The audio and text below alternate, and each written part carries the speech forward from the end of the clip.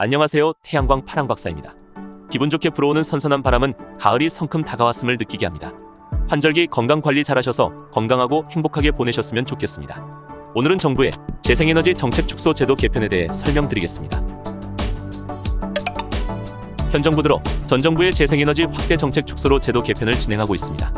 이르면 오는 11월, 정부는 올해 안으로 재생에너지 보급 목표인 RPS 신재생에너지 공급 의무와 의무 비율을 하향 조정할 발표 계획이며 내년부터 시행할 예정입니다.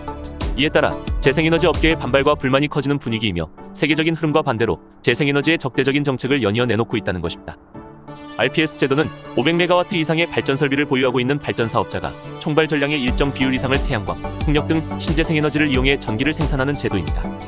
작년 12월 산업통상자원부는 NDC 국가온실가스 감축 목표인 2030년 신재생 발전비 중 30.2% 기준에 맞춰 RPS 의무 공급 비율을 2022년 12.5%, 2023년 14.5%, 2024년 17%, 2025년 20.5%, 2026년 25%로 상향한 바 있습니다. 그런데 9개월 만에 10차 전력수급 기본계획 발표에 따라 신재생에너지 비중 목표를 2030년 21.58%에 맞춰 작년 12월에 목표한 30.2%보다 8.62% 낮춰 RPS 비율을 다시 하락하겠다는 계획이 추진되는 것입니다. RPS 의무 비율을 채우지 못한 발전사들은 신재생에너지 발전 사업자로부터 채우지 못한 만큼 REC 공급인증서를 구매해야 합니다. 이때 발전사들이 지출한 RPS 비용을 전력거래소에 청구하면 한국전력이 정산하고 한국전력은 관련 비용을 전기요금에 반영하는 방식으로 수익을 보전합니다. 이 때문에 RPS 의무 공급 비율이 하락하게 되면 경영악화에 처해 있는 한국전력의 비용 부담을 낮춰주므로 재무 개선에 도움을 주게 되는 것입니다. 전력거래소의 2021년도 전력시장 통계에 따르면 한국전력의 RPS 이행 비용 정산금은 2020년 2조 9,472억 원에서 2021년 3조 4,922억 원으로 5,450억 원 증가했습니다. 2022년 9월 7일 한국에너지공단 신재생에너지센터는 RPS 제도에 대한 개편 설명회를 열고 20년 고정가격 계약으로 전력을 판매할 수 있는 태양광 제도를 일부 수정하겠다고 밝혔습니다. 설명회에서는 RPS 의무 공급 비율 하향, RPS 경매제도 전환 검토, 고정가격 계약 계약 방식 단일화, 고정가격 계약 SMP 정산 방식 개선, 고정가격 계약 발전소 REC 수수료 미납 개선, 한국형 FIT 제도 개선, 과징금 부과 기준 완화, 경쟁 입찰 계약 기간 합리화 검토 등 에너지공단이 검토하고 있는 RPS 제도 개편 방안에 대해 설명하고 업계 관계자와 의견 수렴을 했습니다. 특히 SMP 개통한계 가격 정산제도 방식도 개편할 예정인데 SMP 가격이 많이 상승할 때 재생에너지 사업자들이 많은 수익을 가져가지 않도록 하겠다는 것입니다. 정가격 계약 경쟁 입찰 계약 기간도 현물시장 참여 기간만큼 차감하는 방안도 검토하고 있습니다. 한국에너지공단은 SMP 가격 변화에 따라 고정 가격 계약 경쟁 입찰에 과도하게 몰리거나 미달 현상이 발생해 이를 방지하기 위함이라고 발표했습니다. 그에 반해 민간 기업은 신재생에너지 확보를 위한 행보가 이어지고 있습니다.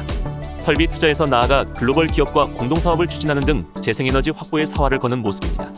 한 가지 예로 최근 국내 대기업 H사는 7,600억 원의 자금을 투자해 태양광 모듈 핵심 소재 생산을 위한 합작회사를 설립하고 생산 라인 증설을 진행 중입니다. 하지만 정부 정책은 반대로 가고 있어 신재생에너지 부품 소재 및 시공 기업들의 우려가 깊어지고 있는 상황입니다. 정부는 친원전 정책을 내세우며 공급 목표와 예산을 줄이려고 하는 것입니다. 업계에서는 신재생에너지 예산 감축에 따라 국내 신재생에너지 관련 부품 소재 및 시공업체까지 타격을 입을 수 있다는 의견도 나오고 있습니다. 발전 공기업들의 신재생에너지 사업 예산도 줄어들 전망입니다. 2022년에서 2026년 재정건 전화계획 자료에 따르면 지분투자 절감 및 매각 등의 방법으로 2026년까지 2조 1,751억 원의 신재생에너지 투자를 줄인다는 것입니다. 국내에서 재생에너지 공급 비중이 높은 공기업들의 예산이 줄어들면 관련 소재, 부품업체와 시공업체 매출에도 영향을 미칠 수밖에 없습니다. 특히 국내 비중이 높은 태양광 분야의 부품 및 시공업체에 미치는 영향이 클 것으로 보입니다. 2021년 국내 신재생에너지 발전량은 43,085GW시로 전체 전력 발전량의 7.5%를 차지했습니다. 이 가운데 태양광 발전 비중은 절반 이상이 넘었습니다. 재생에너지 비중을 감축하겠다는 것은 재생에너지 사용을 요구하는 세계적인 흐름과는 맞지 않는 것으로 판단되므로 정부에서는 세계적인 흐름에 맞춰 재생에너지 비중 목표를 다시 확대해 주시기 바랍니다. 저희 태양광 파랑 박사에서 설명드린 태양광 발전 사업 정보가 도움이 되셨다면 구독과 좋아요 부탁드립니다. 이상 태양광 파랑 박사였습니다. 감사합니다. 태양광 사업자분들, 태양광 업계분들, 태양광 관련된 모든 분들 모두 파이팅입니다.